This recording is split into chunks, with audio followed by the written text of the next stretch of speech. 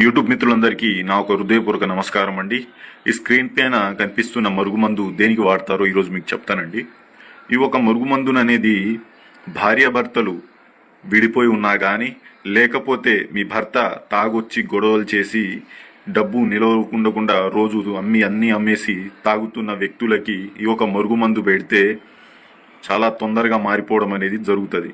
ఇంకా తాగుడు మానేయడం కూడా జరుగుతుంది. ఈ యొక్క మరుగుమందు ఫలితాలు అనేది చాలా గట్టిగా ఉంటుందండి.